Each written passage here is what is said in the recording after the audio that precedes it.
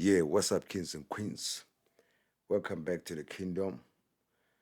We're going to do what we usually do about this time. Go back to the Maywa trial to see what sense can we make out of it.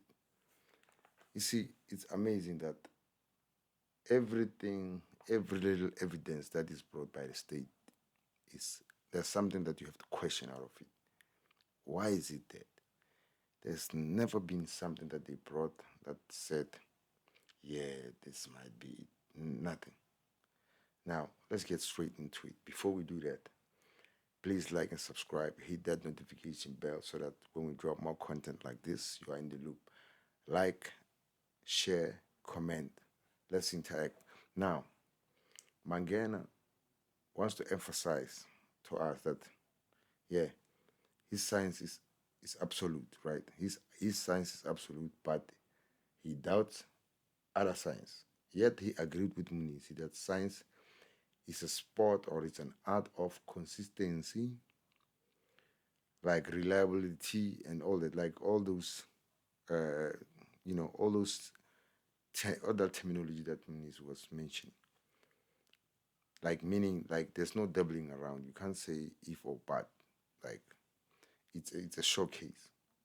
Now, Muniz pointed out also that there is aspect, there's the ballistic aspect for the defense has come to an inconclusive conclusion when making his tests, and he will state the reason why he came to that conclusion. This guy, Mangena, emphasized on the fact that experience is the main factor when you are using a microscopic, like that comparison microscope, like that they use to check the specimens, like the projectiles, right? You have to have some experience. That's what he says. But when quizzed more on that, on experiences, how much of experience should this person that you're talking about, how much should he have? Like, can you estimate? You can't. You can't estimate. You see, the funny thing about Mangena is he agrees that there are probabilities in his examinations and in his tests and what, and there are probabilities in other uh, expects tests, right? Let's say the defense expects test, but he doesn't agree that they can negate his test.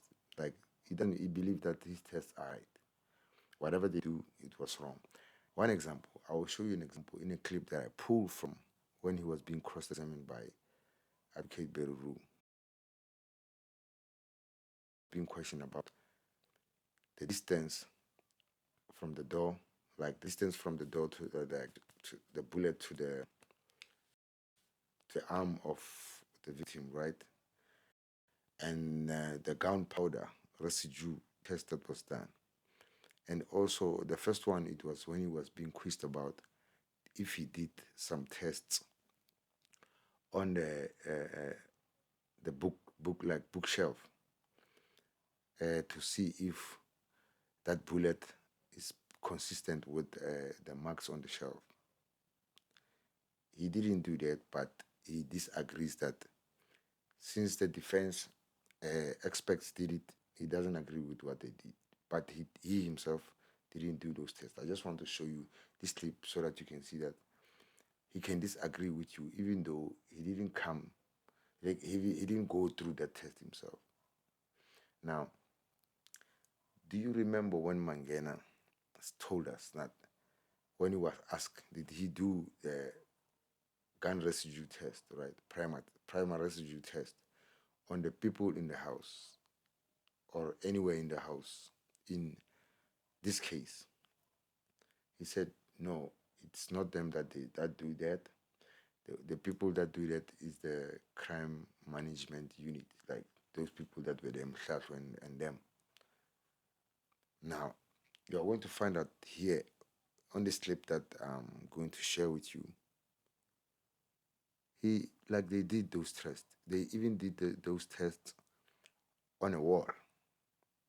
They found out there's residue on the wall, meaning this guy was standing next to a wall when he was shooting Oscar Pistorius. So he was being quizzed about that distance. And even in that clip, you'll see that he's not absolutely sure about this measuring thing of him measuring from a bullet wound to the door and whatever, and saying the propellant was, say, 60 millimeters away or centimeters away. Like, he's not absolute. He has a base of from 50. In fact, it must not be less than 60, and it can be over 100, something like that. But one thing that underlines everything, that underpins everything, is this science is not really absolute. We can, like, now it's getting clearer that here you're just making tests to see if anything or something was probable. Probabilities. This is a sign. This is a science of probabilities. Because if the defense expert can shoot a projectile from a different gun, that's of a different made to the one that's been suspected, and come up with the same result, doesn't that tell you that this is a science of probabilities? Anyway, let me not go in too deep. Let me just bounce with those little words. Please like and subscribe. Hit that notification bell so that when we drop more content like this, you are in the loop. Peace. Please like, comment, and share. We out. Watch those clips to see how Mangena is steadfast, convinced on his science, but even though he agrees that there are some things that are probable that can be done by other people, even though he himself didn't conduct other tests just to rule out certain things, he's still convinced in his own words. The fact that Oscar Pistorius' case was won by the state, like Oscar Pistorius was gone already because he had already admitted guilt. Now, also, although the evidence, the ballistic evidence, was a little bit dubious, even the white guy who was testifying about the holding of the bed, he couldn't really articulate his story proper, but at the end he came out convincing because he showed that Oscar Pistorius was holding a bed this way, and then it can't be possible that a person standing up can hold a bed that way. But that guy, Roux, told him, if you're saying it's an unnatural position when you're holding that bed that way, what's unnatural about that position? He couldn't articulate. Anyway, I just wanted to show you that this is a science of probabilities, and Mangena can come in and say he's sure what he's saying is correct, when he himself wants us to believe that he checked the gun, the Chigo gun, but was not even caring about the license when the license was there with him. You want us to believe that. Anyway, please like and subscribe. I'm out. Peace.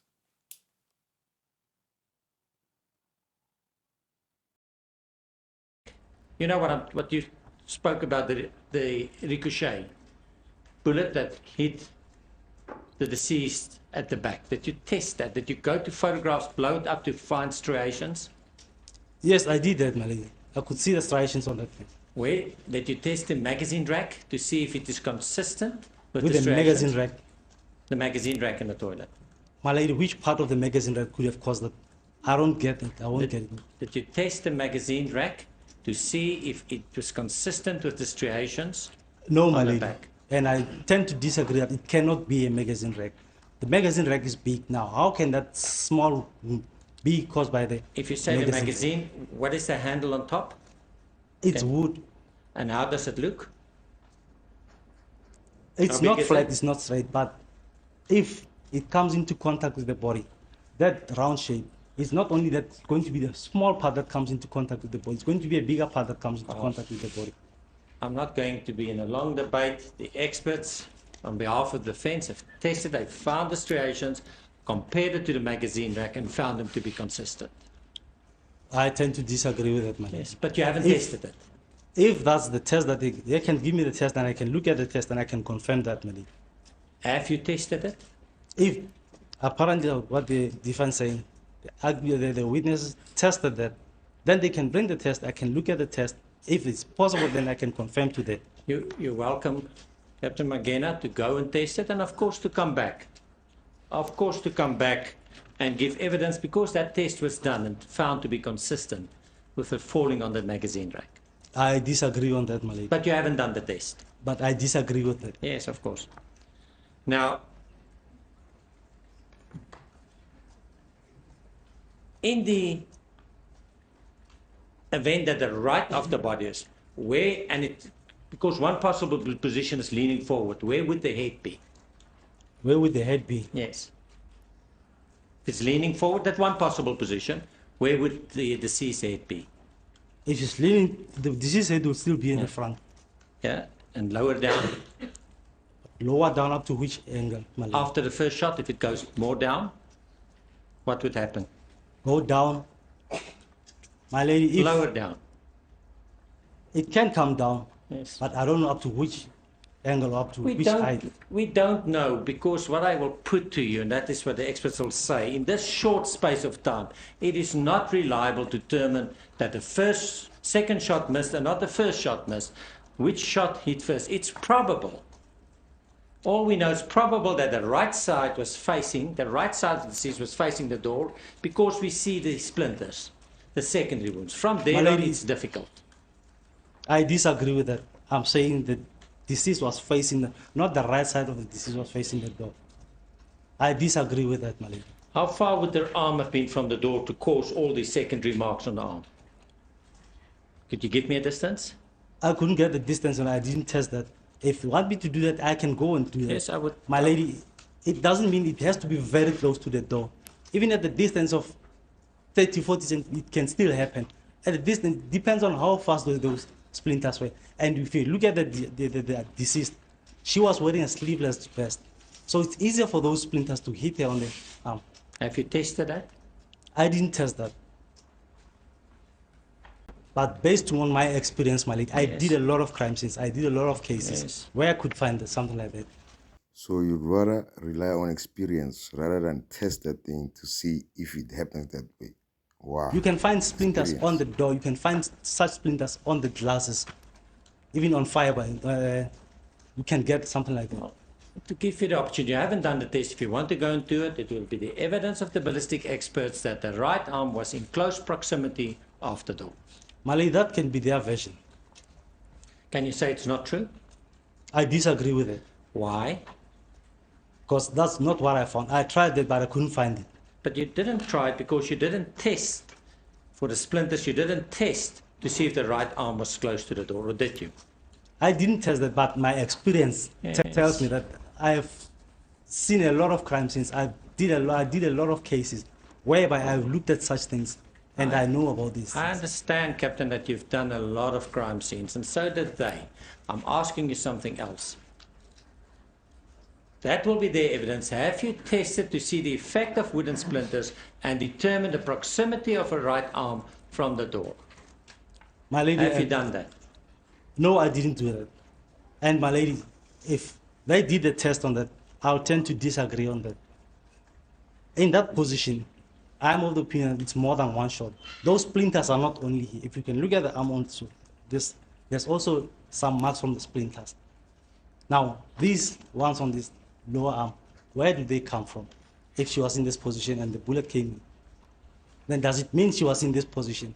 But the arm has to be in front of the body when these splinters, and the closer you get to that, the more groupings of those splinters will be. The further away you move from the door, the more spreading they start to open up. Have you measured the spread of the splinters? I didn't measure the spread of it. If you have time and then come back, if you could measure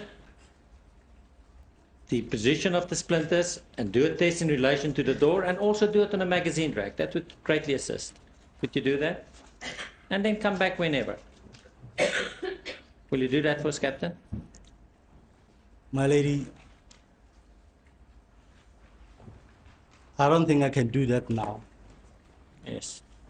That he was with his back at the back wall when he fired the shots. Can you say that's not true? That is possible, my lady. Yes. And that he was standing on his stumps? You say that's probable. That's probable, my lady. And if we look at the position where he said that he fired from, we know two further factors. And I understand the movement, but we'll get to that. That we found gunshot residue at the light switch where that wall is close to the back wall. Do you know about that? Yes, my lady, I know about it. That would be consistent with his position, firing from that position. Not saying it's absolute, it's just consistent. My lady, with a primer residue test, it cannot be conclusive that he was exactly at that point. Those primer residue can be like dust, they can go up, they can land anywhere. So it can be possible that only one shot was fired from there, and it tests that the rest would be somewhere. Yes. But that cannot be a conclusive finding that he was at that point. I understand that I'm using a different word. It's consistent with. It's not inconsistent with. It's consistent with. That's correct, my lady. Yeah.